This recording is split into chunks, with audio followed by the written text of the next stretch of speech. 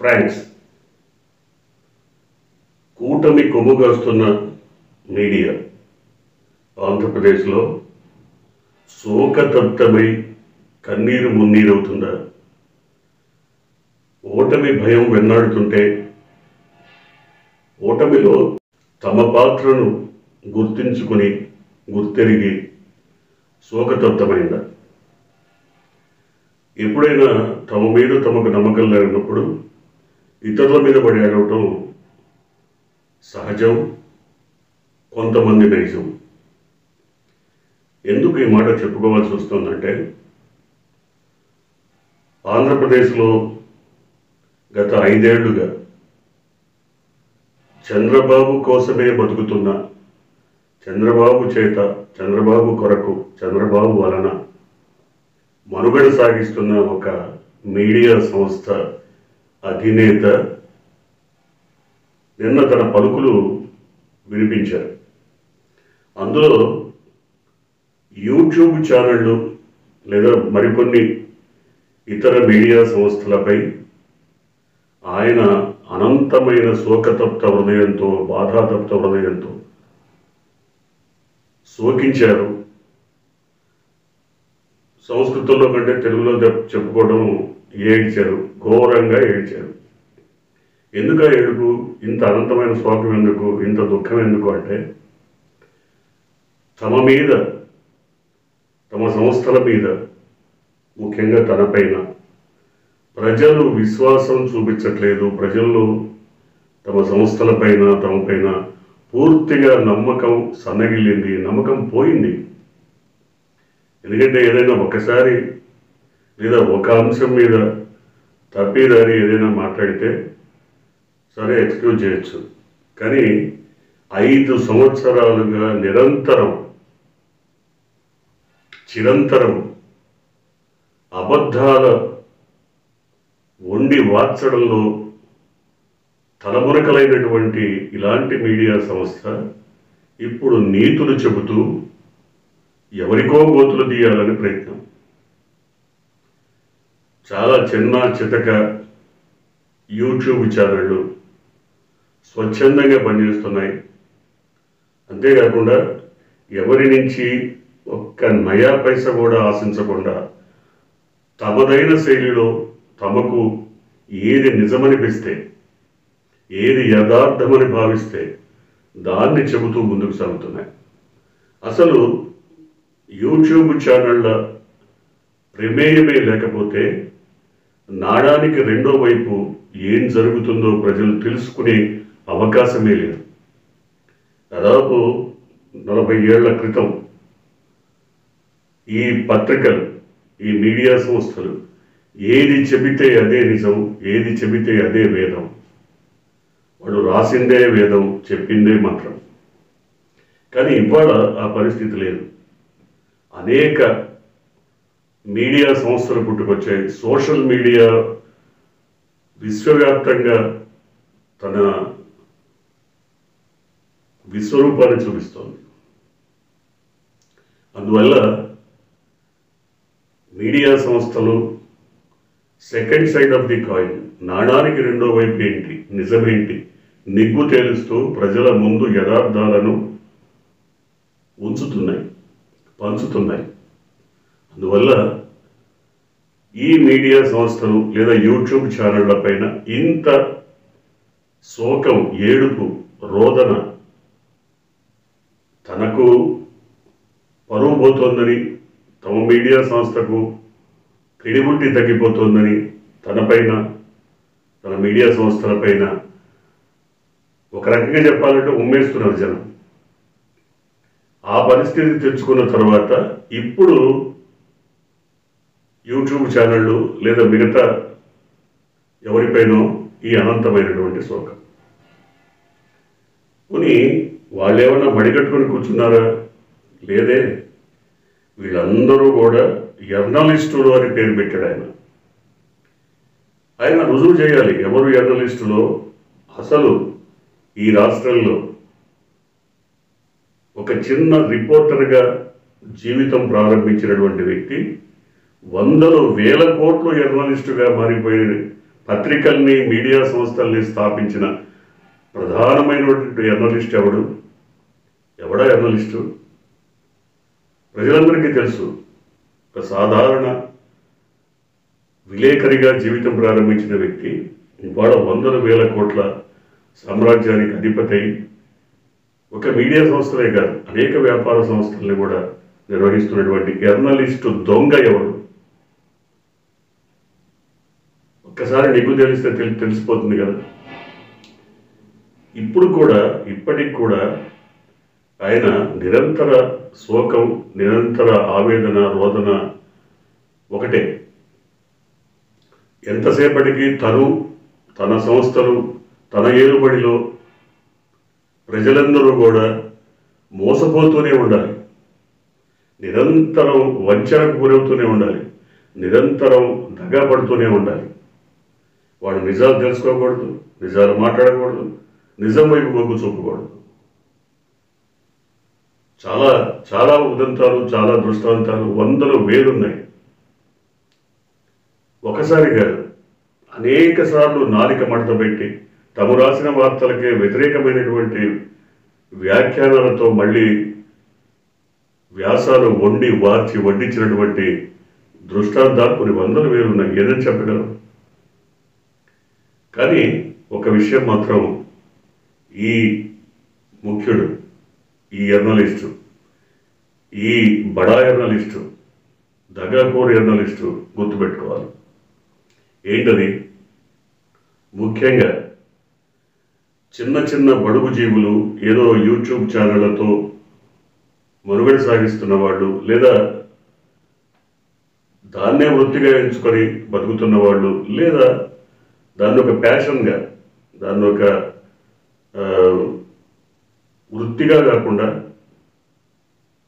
దాని మీద ఎంతో మమకారంతో, అభిమానంతో, తమదైన శైలిలో వివరణలు అందిస్తున్న వాళ్ళందరినీ ఈ విధంగా కించపరచటం, న్యూనతా భావంతో చూడటం, ఇవన్నీ కూడా ఆయనకు మాత్రమే చెల్లింది. కానీ ఇతరులు ఎవరు అలాంటి పని చేయలేరు. ఎందుకంటే తను బడా జర్నలిస్టు, దగాకోరు, వంచకుడు, మోసగాడని ప్రజలందరికీ తెలిసిన దొంగ అని అరిచినట్టుగా ఎవరో జర్నలిస్టులు ముసుగులో ఉన్నటువంటి జర్నలిస్టులు అంటూ వ్యాఖ్యానం చేయటం ఎందుకు? అసలు ఇదంతా ఇప్పుడు ఇంత ఆత్మక్షోభ దేనికి అంటే, వాళ్ళు బలపరిచినటువంటి బడా నాయకులు ఓడిపోతున్నారు. వాళ్ళు ఆశించినటువంటి రాజకీయ ప్రయోజనాలు దక్కడం లేదు, అవి వాస్తవ రూపం దాల్చట్లేదు. అసలు ఆ నాయకుడే పరారైపోయి ఎక్కడున్నాడో కూడా తెలియనటువంటి పరిస్థితి. ఆ కూటమి నాయకుల్లో ఏ ఒక్కరు కూడా ఎక్కడున్నారో అడ్రస్ లేవు, గల్లంతు. జగన్మోహన్ రెడ్డి లండన్లో ఉన్నాడు, లండన్లో ఆయన పనులేవో ఆయన చేసుకుంటున్నాడు, సొంత పనులు. ఆయన అడ్రస్ తెలుసు, చిరునామా తెలుసు, ఫోన్ నెంబర్ తెలుసు, అన్నీ తెలుసు. కానీ ఈ కూటమికి సంబంధించిన పెద్ద మనిషి, 74 ఏళ్ల పెద్ద మనిషి, 40 ఏళ్ల ఇండస్ట్రీ, మిస్టర్ 420 ఎక్కడున్నాడు? ఆయన పుత్రరత్నం చిట్టినాయుడు ఎక్కడున్నాడు? దత్తపుత్రుడు కళ్యాణం ఎక్కడున్నాడు? వాళ్ళకి సంబంధించిన వివరాలు ఏంటి? ఎక్కడైనా కనబడుతున్నాయా? వాళ్ళు నోరిపి ఏదైనా మాట్లాడుతున్నారా? పరారీలో ఎందుకు ఉండాలి? అజ్ఞాతంలో ఎందుకు బతకాలి? ఇక్కడే ఓటమి భయం వెన్నాడుతోంది అని ప్రతి ఒక్కళ్ళు భావిస్తున్నారు. ఇటువంటి స్థితిలోనే ఈ జర్నలిస్టు, దగాకోరు, మోసగాడు, వంచకుడు, బడా జర్నలిస్టు నోరు విప్పి అందరిపైన రోదన, ఆవేదన, ఆక్రోశం వెలిపుచ్చుతున్నాడు. ఎందుకంటే తన పని అయిపోయింది, తనని నమ్మరిక. ఆయనకున్న రేటింగ్స్ చూస్తే మిగతా మీడియా ఛానళ్ళు, మెయిన్ స్ట్రీమ్ మీడియా ఛానళ్ళ కంటే కూడా ఆయన మీడియా సంస్థలకు ఘోరమైనటువంటి తక్కువ స్థాయిలో రేటింగ్స్ ఉన్నాయి. యూట్యూబ్ ఛానళ్ళ కంటే తక్కువ వ్యూవర్షిప్ ఉంది. అందువల్ల ఈ శోకం, ఈ వేదన, రోదన, దీని గురించి ఎందుకు ఇంతగా మాట్లాడాల్సి వస్తుందంటే, ఇది ఇప్పటితో అయిపోయే అంశం కాదు. వచ్చే 5 ఏళ్లలో కూడా ఈ ఎల్లో మీడియా ఇంతకంటే ఘోరంగా రెచ్చిపోయి మరి పిచ్చి రాతలు విచ్చలవిడిగా రాయొచ్చు, కానీ జనం నమ్మే పరిస్థితి లేదు. జనం ఖచ్చితంగా ఇంతకంటే ఏవగించుకుంటారు, అసహించుకుంటారు, వీళ్ళని ఎత్తి కుదేసి అవతల పడేస్తారు. అప్పుడు ఇంకా అనంతమైన శోకం. ఎందుకంటే ఎప్పుడైతే క్రెడిబిలిటీ కోల్పోయారో, వీరిపైన ఒక నమ్మకం పోయిందో, వీరిపైన విశ్వాసం పోయిందో, వీరిపైన ఒక గౌరవభావం పోయిందో, వీరిని జర్నలిస్టులుగానే గుర్తించరు, జర్నలిస్టులుగాను గుర్తించరు, దగాకోరులుగా, వంచకులుగా, మోసగారులుగా గుర్తిస్తారు. సో ఇప్పటికే ఆ పరిస్థితి వచ్చింది, ఇంకా ముందు ఇంకా వస్తుంది. ఇప్పుడు రాష్ట్రంలో అనేక రకాల సర్వేలు వాటి పేరుతో కూడా వీళ్ళందరూ ఏదో మసిపూసి మారేడికాయ చేస్తున్నారు, మేమేదో ఘనంగా చేస్తాం. 2019లో ఈయన ఏం చెప్పాడు?